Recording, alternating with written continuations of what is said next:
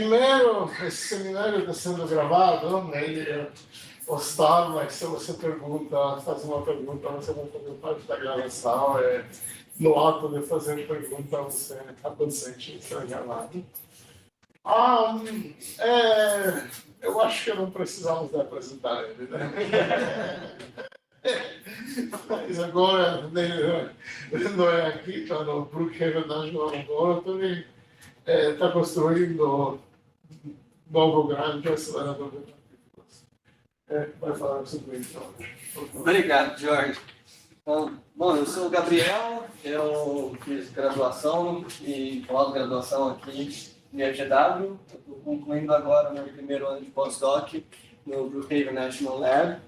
E eu preparei essa apresentaçãozinha e agradecer o convite, Jorge, professor Jun, que ia ser só uma reunião de grupo, virou um colóquio, mas é sempre um prazer enorme estar na Unicamp e falar de física e do que eu faço. Tá? Vocês, por favor, me interrompam a qualquer momento, se vocês querem deixar as perguntas no final também pode, mas se quiserem parar, levanta a mão e a gente vai trocando uma ideia. Tá? Então, bom, o título da minha apresentação é Estudando Saturação de Gluons no Electron Ion Collider. Então, eu vou começar fazendo uma introdução ao lugar, ou experimento, onde a gente vai fazer isso. Depois falar um pouquinho da física de interesse. E aí esse estudando é o que a gente quer trabalhar com essa física. Então, bom, vou começar com a facility, né, o Brookhaven National Lab. Aqui tem uma foto aérea muito legal dele. Foi localizado em Long Island, Nova York. Foi fundado em 1947 e ele é um laboratório multiuso, ele não é só de física. Tá? Ele tem física nuclear, ciências de materiais, medicina. Aqui ele fez o síncrotron também. O acelerador de partículas, o colisor está aqui. Atualmente ele é o RIC. Né? Aí aqui tem o prédio da física, esse aqui, ó, minha sala está bem ali. Ó. Alguns resultados importantes que vocês já devem ter ouvido e que foram descobertos lá ou pessoas de lá. Aqui eu trouxe 3 que deu o prêmio Nobel, tá? Foi na era do Alternate Gradient Synchrotron, que é o acelerador que predecesse o RIC. A gente tem a descoberta do JPC, a violação de CP e a descoberta do neutrino do muon. Essas 3 coisas aconteceram lá. Nos anos 70, cada ano era um prêmio Nobel de partículas diferente. Então, esses são 3 famosos aqui que o PNL se orgulha de participação. O acelerador que a gente tem atualmente em operações é o Relativistic Heavy Ion Collider, ou RHIC, for short. Ele tem 3,8 km de circunferência, 2,4 milhas, eu tenho que fazer conversão o tempo inteiro de unidade agora, tudo menos do sistema internacional. Ele faz colisões de até 200 gigaelectronvolts por nucleon, e aí alguns sistemas com os quais a gente trabalha são colisões ouro-ouro, próton-ouro e próton-próton.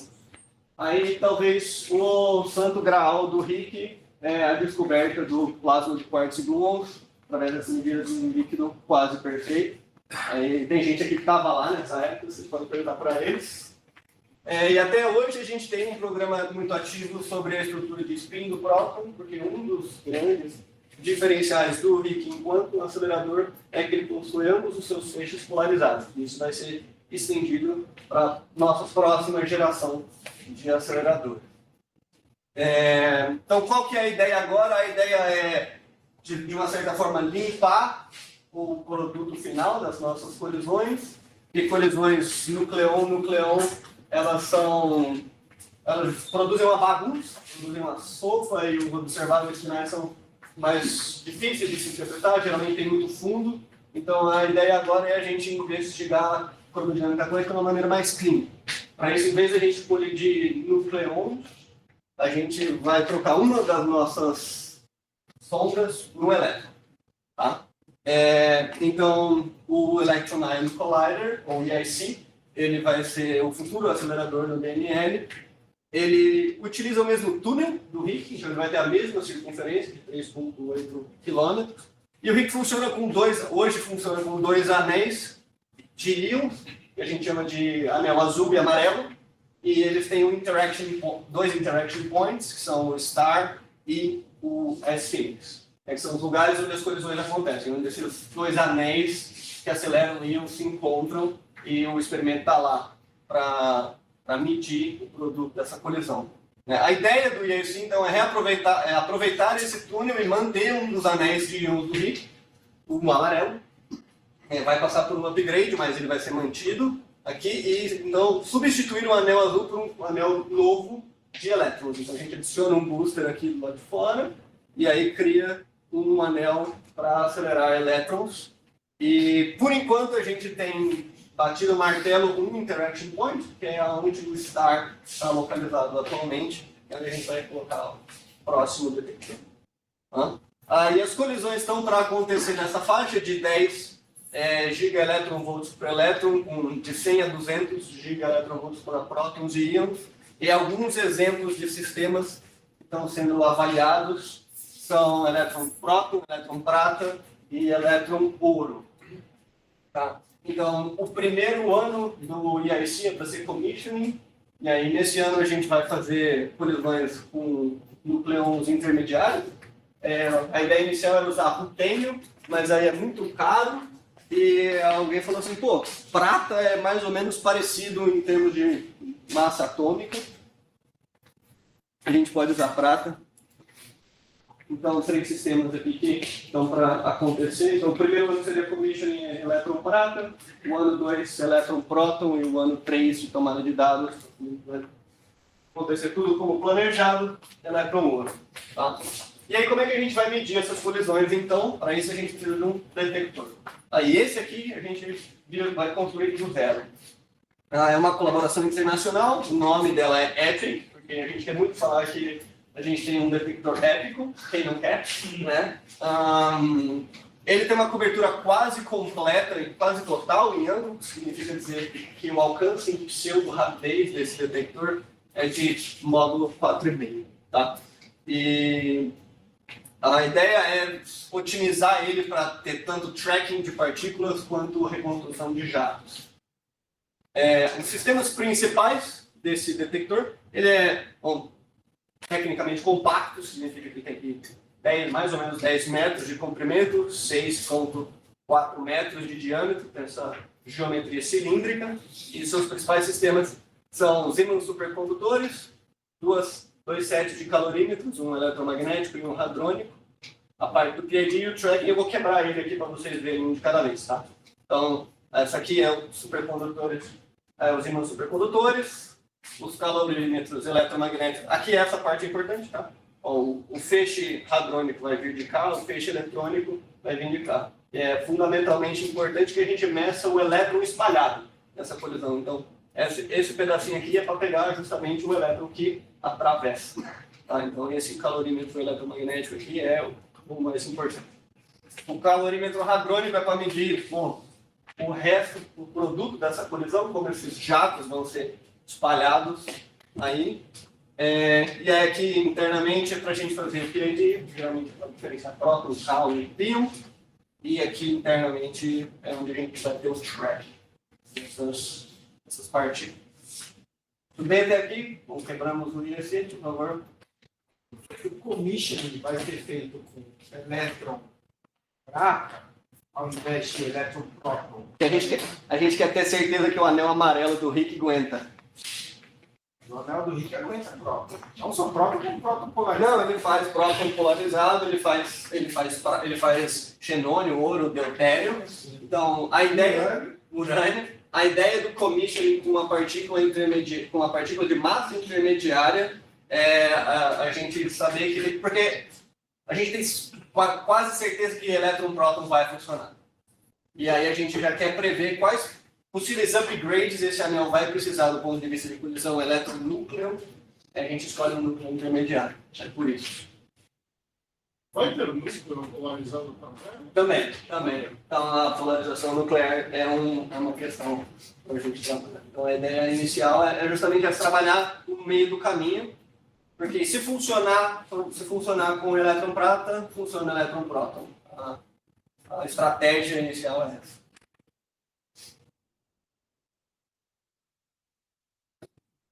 Mais perguntas? Você vai explicar cada um dos da física? Ou você...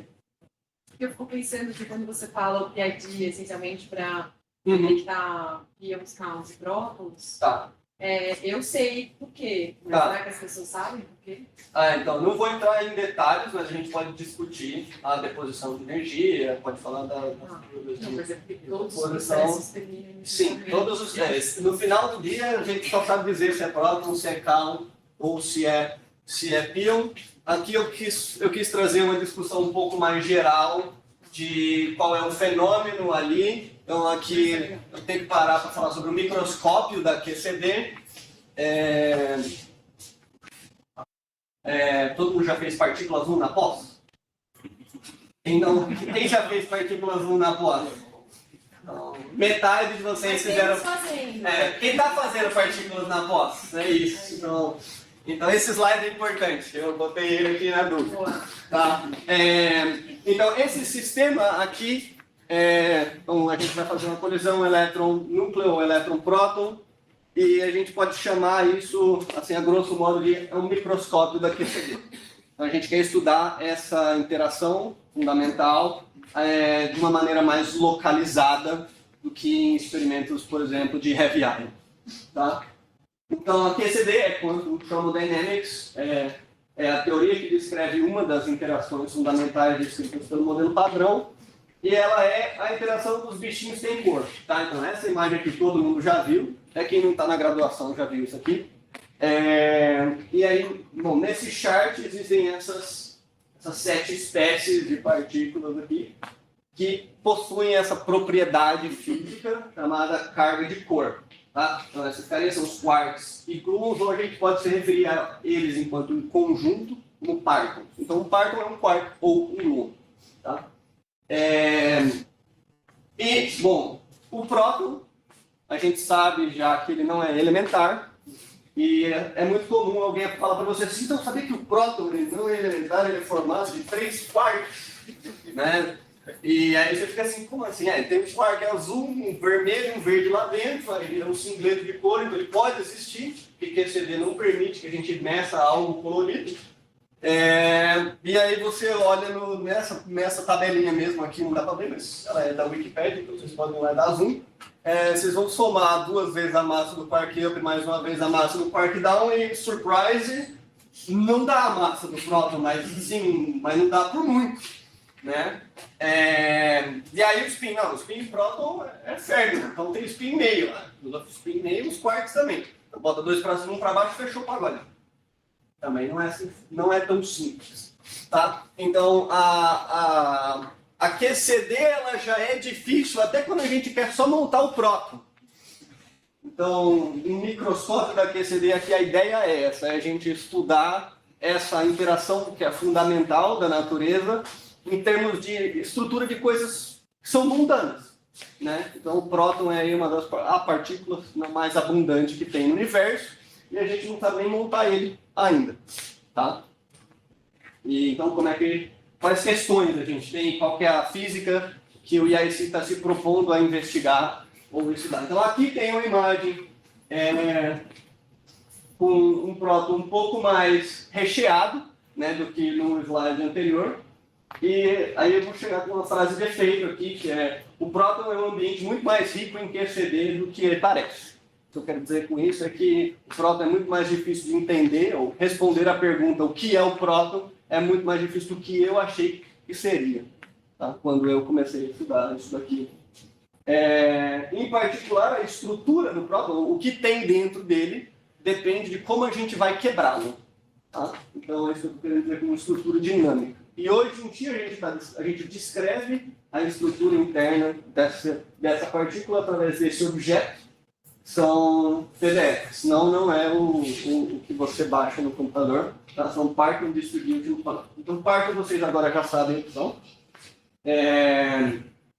E aí então fica uma pergunta que é relevante: esses quarks eles estão interagindo dentro do próton, estão trocando, portanto, o gluon, que é um bóson intermediário dessa interação, e a pergunta de interesse aqui é como os gluons se distribuem. Porque isso aqui vai ajudar a gente a entender de onde está vindo essa diferença da massa, né? Isso vai ajudar a gente a entender de onde vem o spin. Porque os gluons também têm spin. E o momento angular orbital deles contribui ou não para o spin do próton? São questões que a gente está para descobrir. Tá? E aí, para o resto da apresentação, eu gostaria de focar ou discutir essa etapa. E aí, para isso, a gente precisa introduzir esse conceito, essa física que está lá, parte do curso de partículas 1. Inclusive, esse aqui eu tirei do Mark Thompson, que é o espalhamento inelástico profundo. Ele é inelástico porque o próton quebra, tá? Mas é fundamental que a gente meça o elétron a posteriori. Tá? Então, é um espalhamento que vai de elétron mais próton em elétron mais X. Se X é o que saiu desse desintegrar do próton. Tá? E é importante a gente definir algumas variáveis cinemáticas, no sentido de entender como é que a física aqui nesse processo aconteceu, quais são as escalas de energia onde esses processos estão acontecendo. Então, duas variáveis cinemáticas que são fundamentais a gente manter para a gente discutir questões de estrutura. O momento transferido, que é Q², que é o negativo do momento desse fóton virtual, tá? Que pode ser computado através da diferença entre o momento do elétron espalhado, que você mede, e o elétron incidente, que você sabe que foi você que acelerou. Tá? E aí, se a energia é suficientemente alta, isso pode ser aproximado por 4 vezes o produto das energias, vezes sendo quadrado do ângulo espalhado. Ou seja, isso aqui é sempre positivo. Tá? E aí, isso aqui dá mais ou menos para a gente a escala de energia de como é que a gente está quebrando o próton. Tá? O que dentro dele está sendo espalhado com essa energia. Tá? E o Bjork-Nex, ou a fração de momento, dentro do próton a gente pegou alguma coisa nesse processo. Né? Quanto do momento do próton essa coisa que a gente pegou tinha. Tá? É mais ou menos essa a ideia. E a gente pode calcular ele como... Ele é definido como Q² sobre 2 vezes P2, que é o momento do próton, vezes Q, que é o momento desse fóton virtual aqui, que de novo a gente consegue definir usando P1 e P3. Então aqui, volto nisso que eu falei quando mostrei o detector. É fundamental que a gente meça o elétron espalhado, porque só de medir o elétron espalhado, a gente define por completo a cinemática do nosso processo. Tá? Tudo bem até aqui? Vou tomar uma água então.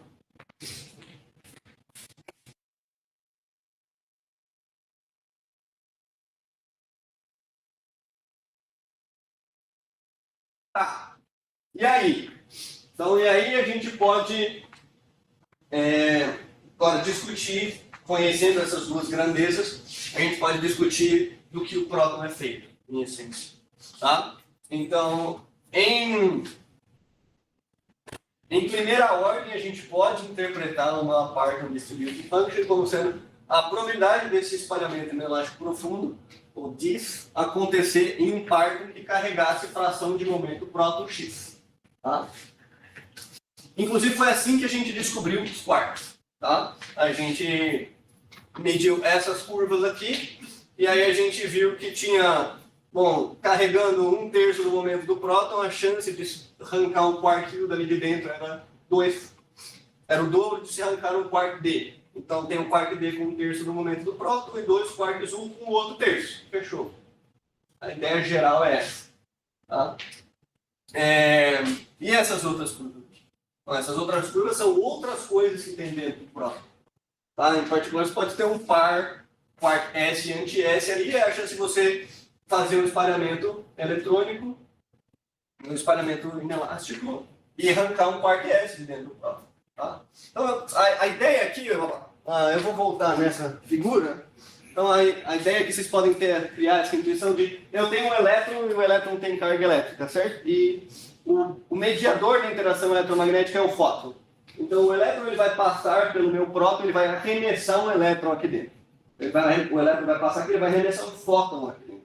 E esse fóton vai bater em alguma coisa dentro do meu próton. Tá? Então, mantenham essa ideia. Eu sempre imagino Até um ano que eu estou nos Estados Unidos, eu fico imaginando o elétron jogando a bolinha de base.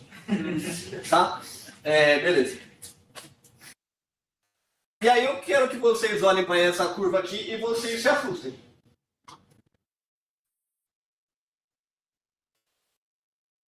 Essa é a curva do Bloom. O que está acontecendo?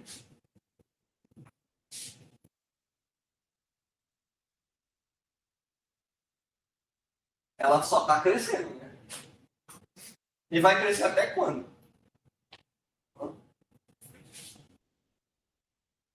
Então, a primeira vez que alguém apontou isso para mim foi me introduzir o conceito de saturação de luz, eu olhei para isso aqui e eu falei assim, nossa, isso aqui é a catástrofe do ultravioleta 2.0, né? Isso aqui não pode só subir. Em algum momento isso aqui tem que saturar. É mais que isso, se vocês prestarem atenção, a escala aqui é tão absurda que a gente está multiplicando esse f de x que é quadrado é a PDF. Tá? A gente está multiplicando esse f por x, para caber tudo no mesmo gráfico. Tá? Então se a gente está multiplicando isso aqui por x, não só isso aqui tem que saturar, isso aqui tem que dar zero. Em zero. Bem que o zero está longe. Né? Porque se isso aqui for só um pedestal multiplicado por x, significa que a sua PDF é uma determinação. Você multiplicou por zero, isso aqui ainda deu um número. Tá? E a gente não faz ideia de quando essa curva vai ainda. Tá? Então o que a gente sabe é que se a gente sondar o próton num X de Bjork muito baixinho, a gente está basicamente só vendo gluons. Essa é a ideia pictórica. Então, em algum momento, essa quantidade de gluons deve saturar. Não. Porque quando você vai para o x igual a zero, você vai para a energia infinita. É a única maneira de chegar para o x igual a zero. E se você vai a um x infinito, você pode produzir uma infinidade de partículas. Né? Vai claro que alguma coisa vai acontecer. Bom, tá. Mas isso tem que tender a zero, de alguma forma. Ou, tudo bem, a energia é infinita. Isso pode... Vou tirar o chapéu para vocês, que vocês ainda são os meus mestres. Ah, mas é assim que eu vim vender o peixe, mas pronto. Os trabalhos na Naval, Eles tem trabalhos sobre saturação de glucose, tem trabalhos em relação a isso. Mas essa é a ideia geral é justamente essa, né? O George tirou a cartada, o exódio, energia infinita, e aí não tem muito que eu possa fazer. Mas a ideia da física é essa, tá? Você está observando experimentalmente algo que é monotonicamente crescente, e tudo bem, a sua energia está aumentando, mas existe uma intuição de que em algum momento isso não deve só crescer. Pelo menos nas ordens onde a gente está trabalhando aqui. Embora Parton Distribution Functions, ou esses F'inhos, eles não possam ser obtidos a partir de primeiros princípios, a gente pode calcular a dependência deles com Q² e x. Tá? Então eu tenho que fitar F a partir do meu experimento. Mas dado um F, eu sei quanto esse F vai mudar se eu mudar Q² ou mudar x. Tá? E algumas dessas evoluções podem ser computadas através de primeiros princípios, não todas. Tá? Então, por exemplo, aqui como é que ele muda com Q²? Cada letrinha deve ser o nome de alguém. Né? Precisa de muita gente para fazer as contas, e eles vão fazendo. Um time de futebol de salão. Essa aqui a gente consegue fazer a partir de primeiros princípios. E essa aqui, se a gente fizer algumas aproximações, então como é que a PDF muda com o x, também.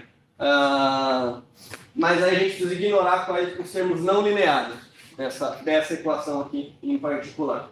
Os termos lineares nessa equação aqui, eles vêm desse vértice de split, então 1 GLU, 2 GLU. Tá? E a contribuição não linear, que aqui a gente tem que ignorar para fazer a conta, ela viria de recombinação. E aí essa outra equação aqui engloba essas contribuições não lineares. Tá? Mas aí aqui a gente não consegue só calcular a partir de primeiros princípios, a gente precisa de um outro framework para fazer isso.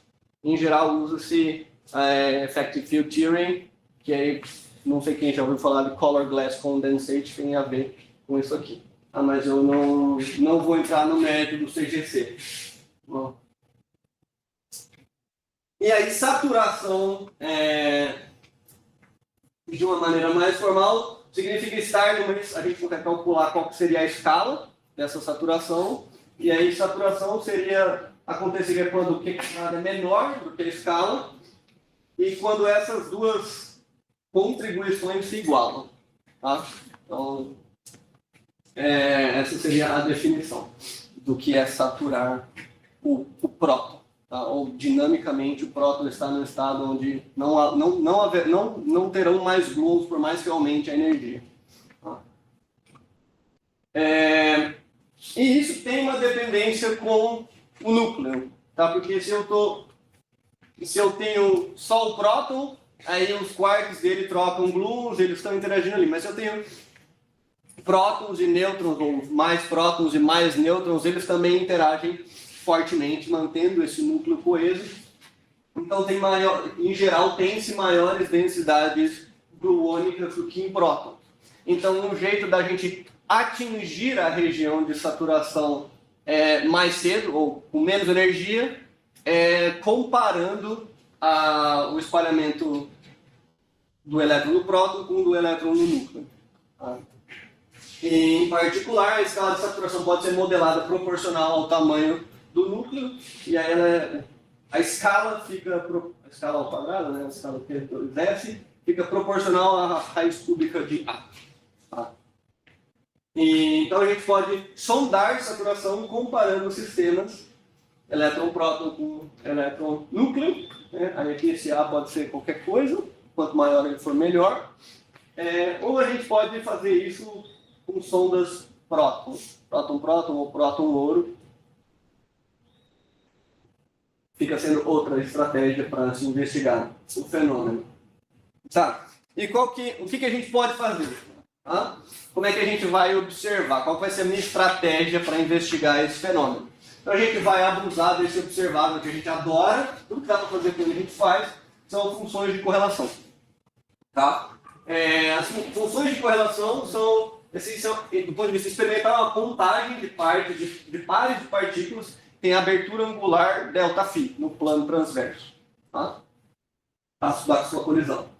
Então aqui tem um exemplo de uma função de correlação. Então eu tenho um pico em zero e um pico em π. Tá? Porque existe uma tendência das partículas serem produzidas pertinho uma da outra ou back-to-back, tá? Por leis de conservação. Então aqui a gente tem, em zero, a gente tem o que a gente chama de near side, isso dá em geral para a gente estrutura de jato. Tá? E o away side KMP, ele é oriundo de processos de conservação do momento. Tá? Aí, o fenômeno de saturação, os modelos que a gente tem, dizem para a gente que saturação vai implicar uma supressão e alargamento desse pico aqui. E aqui, para quem é de heavy ion, a ideia é bem parecida com o quenching. Tá? Você tem um ambiente que é mais denso, que tem mais partículas interagentes, e ele vai roubar o momento das suas partículas que vão sair back-to-back e elas vão ser suprimidas. Tá? Então a ideia geral é essa. E tá bom, qual é a evidência que a gente tem? E a evidência experimental é que ela não é de saturação de gluon. Tá? A gente não pode dizer ainda que existe esse fenômeno. Tá? A evidência experimental que a gente tem existe uma dinâmica não linear. Tá? Porque a supressão do away side é um indício de que tem que ter um fator não linear nessa evolução. Então, a única coisa que a gente pode dizer, por enquanto, é uma evidência de non-linear gluon dynamics. Aí isso foi observado mais de uma vez, mas o exemplo que eu trago é o do Starr, que observou essa supressão e alargamento da correlação do away side. Então, aqui eles comparam, inclusive, 3 sistemas, então, colisões próton, alumínio e próton, ouro. Tá? Então, aqui azulzinho, próton, aqui próton, alumínio e aqui próton, ouro. Então, a gente vê uma supressão do away side que ele é mais suprimido quanto maior o núcleo, porque o núcleo de ouro é maior que o núcleo de alumínio. Tá? Em particular, a razão aqui, ela segue essa tendência de ser proporcional à raiz cúbica do tamanho do núcleo, que é uma previsão que a gente tem no modelo efetivo. Então, com esses dois plots aqui, o Star intitulou o trabalho de Evidence of Nonlinear Gluon Dynamics. Tá? Beleza. Então, o que eu tenho feito? Isso aqui. E o meu trabalho, onde é que nessa história? O que eu fiz nesse último ano? Então, a gente fez estudos para prever esses efeitos de saturação num futuro e aí sim, tá? Ou quanto a gente veria disso uma vez que esse experimento estiver pronto. E aí, para fazer isso, bom, o observável de interesse é esse. Em particular, o objetivo desse estudo aqui foi comparar essa simulação com essa medida que o Star fez. E aí, para fazer isso, então, a gente simulou colisões elétron-ouro, elétron-prata e elétron-próton. Nessa energia aqui, então, o elétron tem 10 GeV e os núcleos, os hadrons têm 100 GeV por nucleão. E o alcance em pseudo-rapidez é o alcance do EPIC, de módulo 4,5. Tá? Essa função de correlação a gente consegue calcular do ponto de vista teórico como uma probabilidade de coincidência. A gente faz uma razão entre seções de choque e a gente consegue inferir quanto que vai ser essa função de correlação em sistemas elétron-próton e elétron-núcleo. E aí a diferença aqui vai ser mudar a escala de saturação. Tá? E aí a gente define esse fator de supressão, que é a razão entre a função de correlação no ambiente nuclear com no ambiente do próton. Então o que a gente está modelando é qual vai ser a diferença quando o meu observável for a razão dos picos, das áreas dos picos, entre o núcleo e entre o próton. Elétron-núcleo e elétron-próton.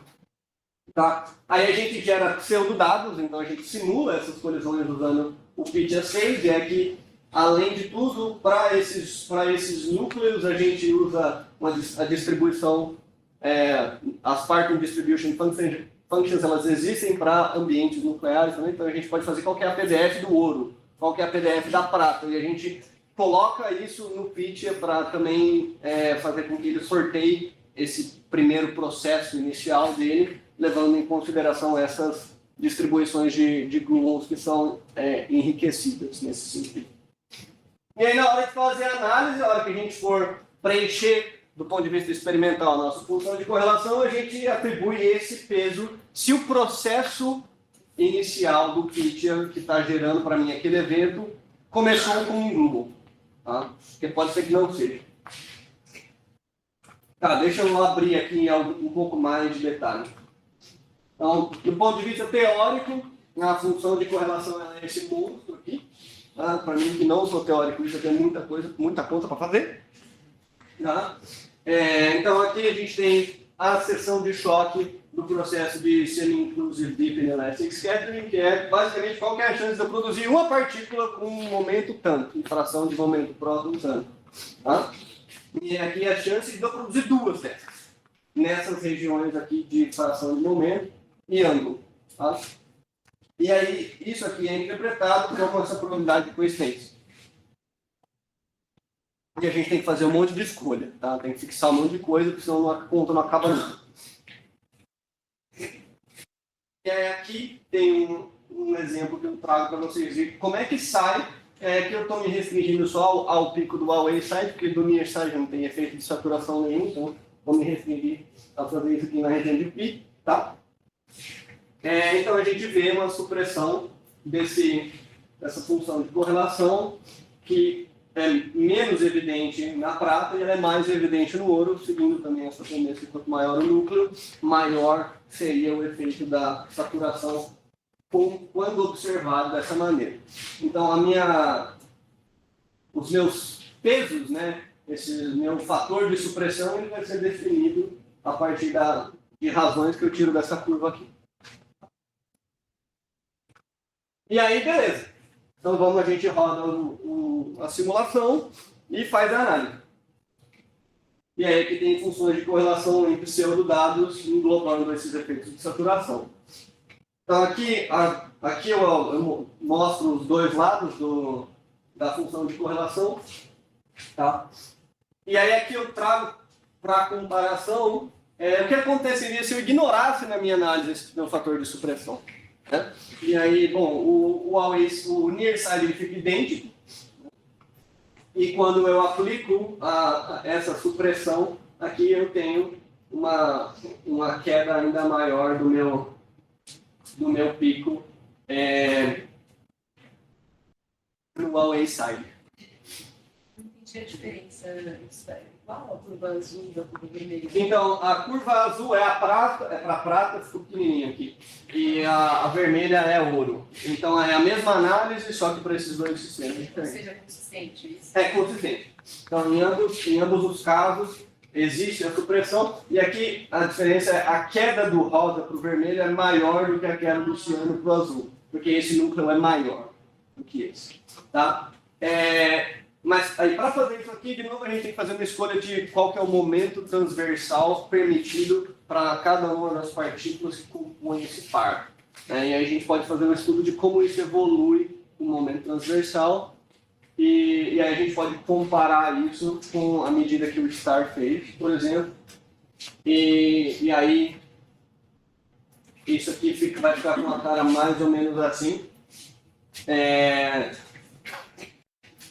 Onde aqui os pontinhos em preto são a medida do STAR, a razão entre as áreas em função do momento transversal da partícula associada.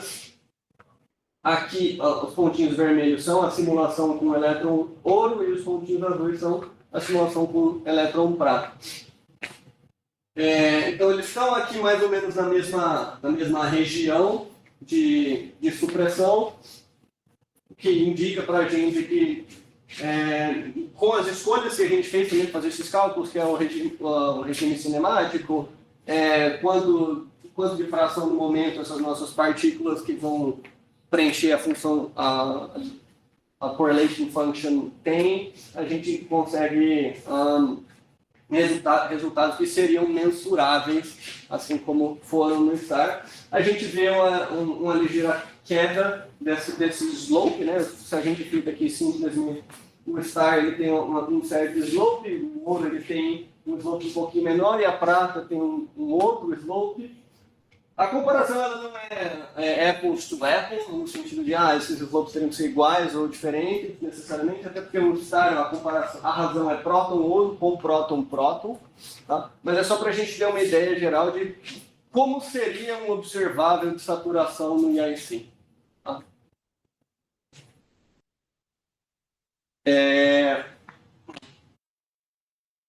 E isso aqui é um negócio que a gente consegue fazer.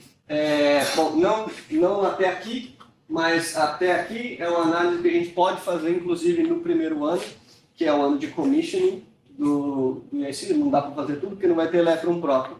Mas é um ano onde a gente está ainda discutindo quais análises físicas a gente pode fazer, além de só testar para ver se a máquina funciona. Então, no primeiro ano, a gente já poderia, por exemplo, ter essa curva aqui da correlação da prata. Seria o sistema que a gente exploraria inicialmente. Tá? Aí é que eu vou parar de falar que eu cansei. Estou até suando já. Então, e aí, vou concluir dizendo que o IIC ele vai ser essencial para sondar QCD em regimes de alta densidade de gluons. Funções de correlação são não só para saturação, mas para diversos tipos de análise. Então, desenvolver códigos para isso, trocar ideias sobre como é que você faz a análise de correlação, como é que você faz a conta da probabilidade de coincidência. Toda essa troca é interessante, são observável-chave. O meu trabalho aqui esse ano já fez já conecta a análise do RIC com o IIC, e eu tenho esse preliminary, essa previsão de supressão. E aí, próximos passos aqui, a gente pode incluir o efeito do detector, rodar, porque a geometria no Geant está pronta, ou quase pronta, e explorar novos observáveis, sempre dá para a gente investigar fenômenos de outras formas. Eu agradeço a atenção de todos e estou disponível para perguntas Como eu sei que a primeira vai ser de curiosidade de vocês, tá? E aí você fica preocupando, aí o tamanho tá?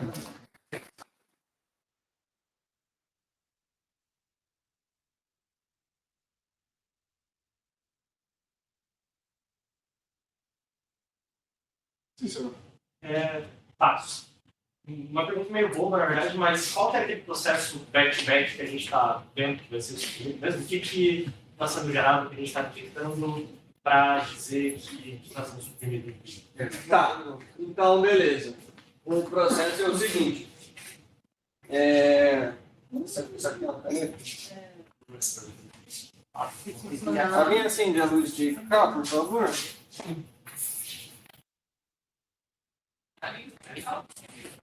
Eu vou só cancelar.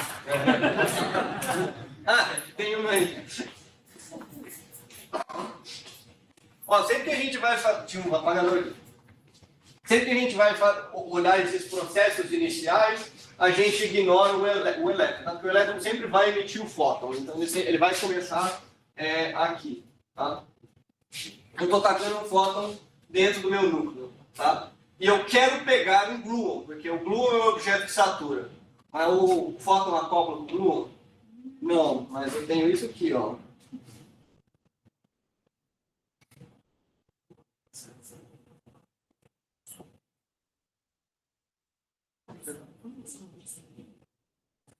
Tá? Então esse é um processo que a gente chama de photon-gluon fusion, e ele é essencialmente gama mais G em Q, que é barra. Isso aqui são dois jatos. Então esse aqui é o outro, vai ser o jato que vai ser suprimido se tiver um meio gluônico premente. Tá?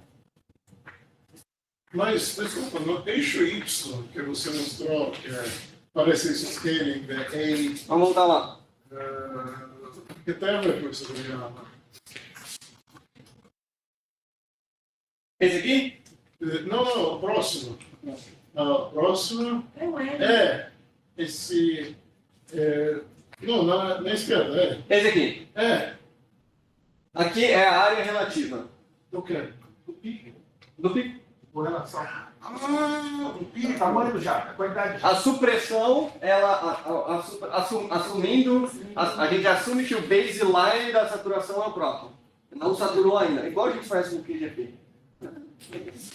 No próton não tem, a partir do momento que aumentou o sistema, agora tem. Tem em relação ao próton, é mais saturado que...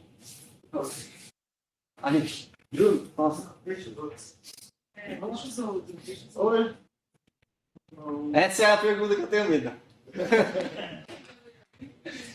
Tudo bem, eu também estou feliz de ver, professora. Muito bom estar em casa, obrigado. É assim, eu entender uma coisa que Claro. você fez. Você está querendo falar de saturação, aí você fez uma conexão com supressão. Certo. Como você fez essa ponte que eu não entendi? O que a supressão está conectada com a saturação? Por que você fez essa conexão? Como eu consigo fazer essa ponte? Tá, então a gente tem que voltar lá nas equações de evolução, tá? E aí eu vou voltar mais um. A supressão aqui ela é... Porque essas equações de evolução nós vamos dizer para mim como é que é a estrutura do meu próton ou do meu núcleo, como é que essas Parton Distribution Functions evoluem conforme eu caminho uma das minhas variáveis cinemáticas. Tá? Então, a supressão ela vai acontecer, ou a saturação vai acontecer quando eu estiver olhando nessa direção aqui, que significa que X está diminuindo, né? O Bjorken X está diminuindo. E aí, quando o Bjorken X está diminuindo, a gente está fazendo essa...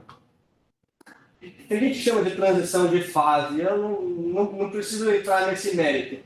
Tá? Essa equação aqui, que vai me levar para o regime de saturação, ela engloba tanto termos de splitting quanto termos de recombinação. E ela vai me dar uma equação diferencial, que é qual que é a chance, quantos eu tinha... Eu não vou lembrar todos os termos, mas vai ser... Quantos gluons, ou qual que é a probabilidade de eu interagir com um gluon se eu mudar, sei lá, o y ali, que é ln de 1 sobre x, mas essencialmente se eu mudo meu x, tá? E aí aqui eu tenho um termo de splitting e aqui eu tenho um termo de recombinação. Então, a ideia aqui vamos lá. Esse cara depende só de n, né? E esse cara depende de n ao quadrado, por isso que é não linear. E é essa equação que eu quero resolver. E aí, a supressão significa que eu tenho uma competição entre eu tenho um gluon gerando 2 e eu tenho 2 gluons virando 1. Tá? Então, a supressão significa que a taxa na qual 2 gluons viram 1 é maior do que a taxa na qual um gluon quebra em 2. Isso, tem mais recombinação do que splitting. E a gente bate o martelo, saturou quando essas taxas se igualam. Tá? Então, essa é a ideia. E aí, isso aqui, essa conta aqui tem que abrir o Color Glass Condensate e aí já ficou muito para mim. Mas a ideia geral é essa. E aí, quando você mostra aquele gráfico, os gráficos que tem a supressão para os mais pesados, significa que você está tendo mais recombinação de gluons do que splitting, é isso? Então, Você consegue fazer isso. desse Porque, assim, a brincadeira porque esse termo aqui implica, né? Esse termo aqui implica numa supressão do meu pico. Tá? A volta não é necessariamente verdade. Então, observar a supressão do pico significa que existe um indício de que eu tenho uma dinâmica não linear. Tá? Mas o pico pode ter suprimido por outra razão. Pode ser que o Color Glass Condensate não seja o que de fato explica o que está acontecendo ali. Mas essa é a previsão que ele faz e é isso que a gente observa. Aí tem a ver com a modelagem do color. Exatamente. Então, até por isso a gente não fala que a gente mede saturação. A gente tem um indício de uma dinâmica não linear. Porque tem isso também. Se esse cara não existe, o pico não suprime. Né? Porque A implica B, não B implica não A. Então a gente precisa que tenha mais alguma coisa. Não necessariamente desse jeito. Faço depois. Gabriel? Depois? Orlando? Holanda? Uma coisa só para entender a questão de energia. Se você comprar qualquer energia do Rick, do Alice e desse do Rick, qual que é a energia? Só para citar, não sei qual que é o raiz de S. Raiz de S aqui ele é tipo 60, 70 por nucleão. Então é bem menos que o Rick, é bem menos que o LHC. Ser mais simples assim, qual que tem a maior raiz de S desses períodos? Isso eu não sei. Tá, maior raiz de S vai ser o LHC. Tá 13 TeV por nucleão. Então, bom, próton foi 13 TeV, né? Mas raiz de S aqui, vamos lá, LHC vai ser 13, recorde 13 TeV, o Rick faz 200 GeV, e aí quando a gente faz o elétron com 10 e o próton com 100, isso aqui dá 70.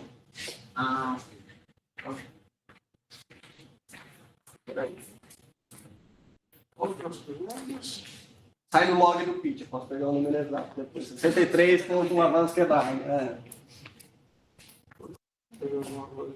Deixa eu entender uma coisa no seu trabalho. Uhum. Quer dizer, você mostra uma supressão do away side baseado em diferentes núcleos e você mostra com saturação e sem saturação. Estou entendendo que porque na prática o que você está fazendo é mudando a PDF que você está enfiando no pitcher. Também, do ponto de vista de simulação, eu mudo a PDF que eu coloco no pitcher e eu introduzo, baseado no que o pitcher faz, um fator de supressão que é calculado com o Color Glass Condensate.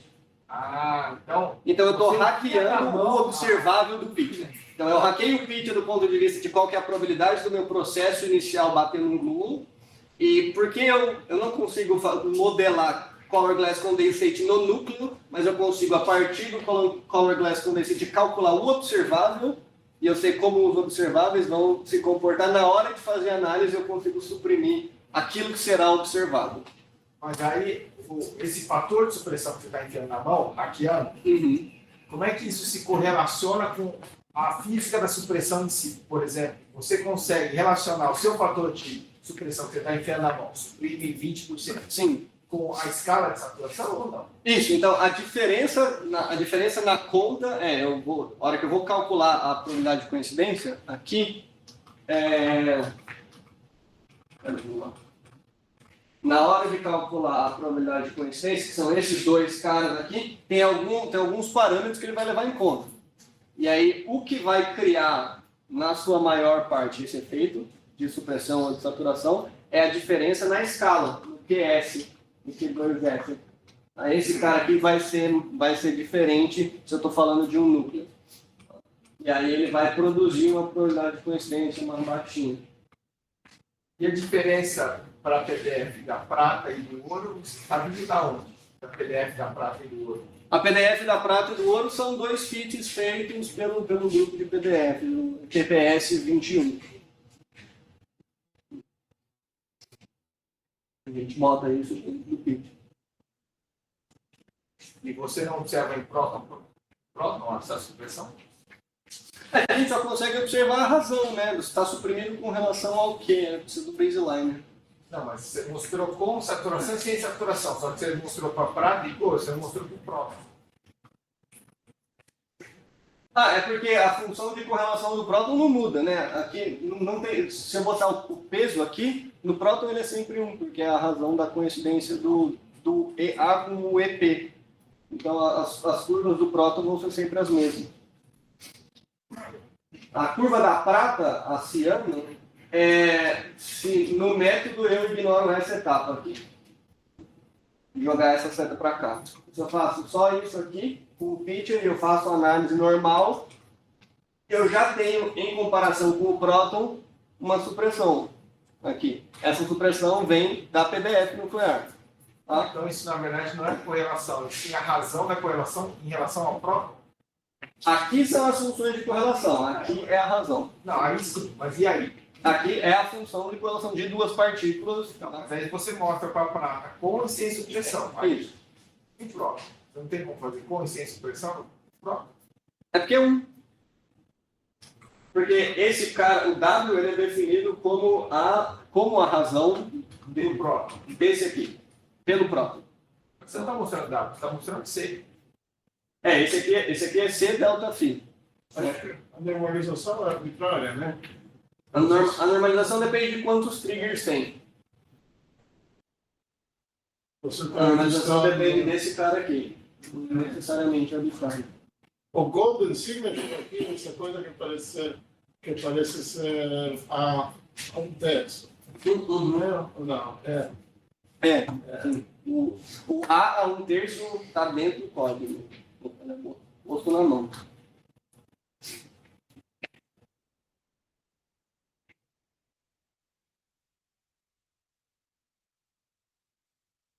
Sim. Parabéns pelo trabalho. Obrigado. Eu sou da área do besteira. Eu entendi que você disse que o risco está vendo o próprio. Isso. Ela está vendo como seria E aí sim. o que você ganha na análise do elétron de transformação própria. Se você observar de novo a supressão, você vai aprender com a supressão. A colisão elétron-próton, ela é mais clean no sentido que ela tem menos background, então ela tem menos partículas que são desinteressantes para a minha correlação. Tá? Então, por exemplo, eu preciso de menos eventos elétron-próton do que eu preciso de eventos próton-próton para ter uma correlação que eu consiga ajustar dentro de um certo limite. Aí, porque tem mais partículas que não me interessam, que vão bagunçar a minha correlação, então elas são descorrelacionadas nesse sentido. Agora você espera que a evidência estatística que você vai ter com essa análise no IC vai ser maior. Sim. Tem uma questão estatística e tem questões de universalidade, né? Quanto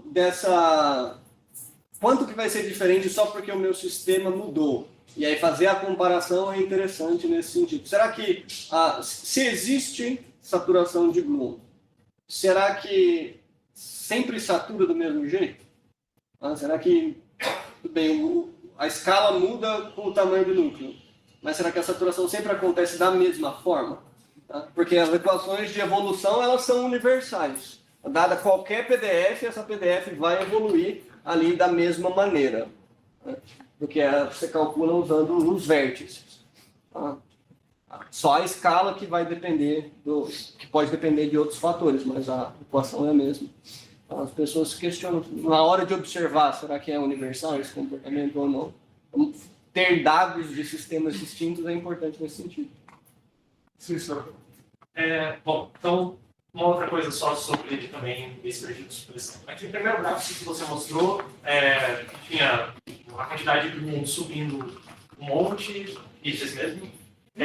A gente espera que tenha um platô, então, para a esquerda, em que você chegou num regime em que não está tendo mais, você não vê mais o mundo aparecendo na distribuição. Sim. Tá. Daí, isso você pode controlar mexendo no Bjorken X para chegar na distribuição que você está Certo. Sim.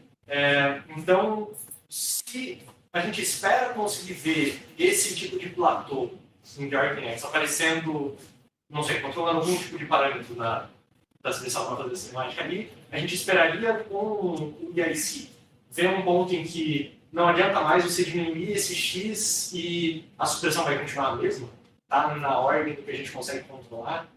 Só para o mesmo sistema, então a gente está vendo o elétron. Assuma que o IIC ficou pronto, a gente tem um controle cinemático muito bom sobre ele. O IIC tem um alcance em X, que é limitado, tá?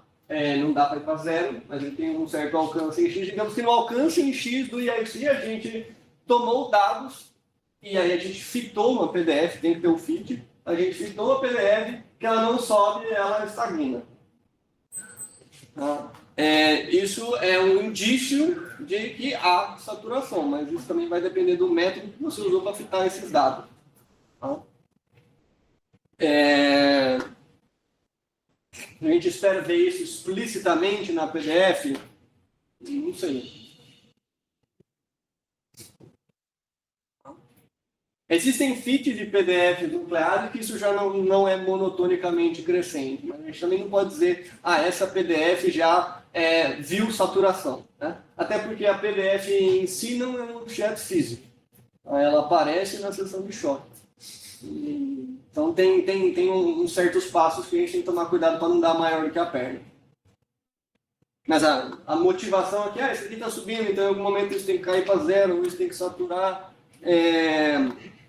Ela é mais do ponto de vista de criar intuição, porque existe um formalismo que vai descrever a dinâmica desses blooms, do que, é assim que funciona. Porque o próton não é isso aqui. Isso aqui é o que a gente consegue entender de como... É o que a gente consegue montar, dado que a gente quebrou o próton muitas vezes. A verdade é que a gente sabe muito menos do próton do que a gente acha que sabe. Só para esclarecer, X sempre tem que ser maior de pion dividido para raiz quadrada, para a energia. Para isso que você vai pôr X igual a zero indo para a energia, porque precisa de fazer uma partícula, entendeu? Então, se você tem 60G, você não pode ir para X menor de 1 dividido por 60.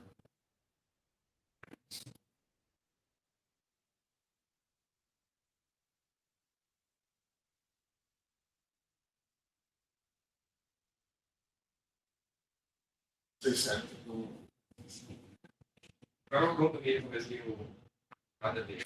Mas observar esse jeito de saturação pode ter alguma coisa a ver com esse geometric scale. O quê? O geometric scale. A saturação. Tá. Aqui, né? Todo o formalismo que vai tentar descrever a física de saturações, ele depende fortemente desse esquema, desse Q2S aqui. que vai depender aqui do tamanho do núcleo e outros fatores, algumas variáveis cinemáticas e tal.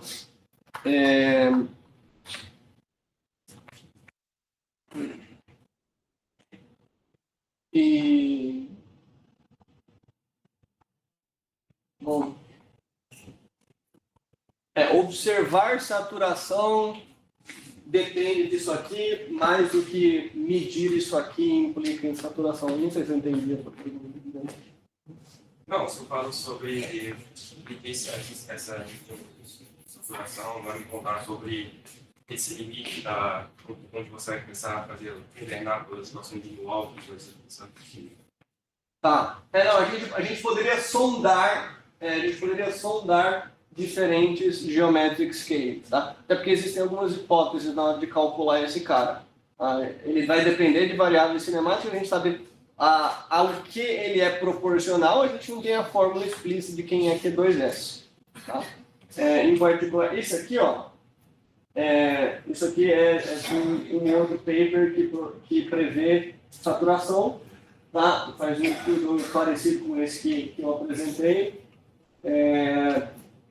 E aí, aqui tem essa faixinha verde, né? Tem a luz aqui que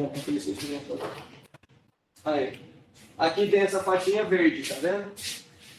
Essa faixinha verde é dobrar ou dividir por 2 Q2S. Tem um valor ali que é arbitrário. Tá? Então, a gente poderia sondar ali quanto seria esse cara. E aí, dependendo de como ele se comportar, a física de saturações muda por completo, que é a região a partir da qual a gente iguala as nossas produções ou recombinação.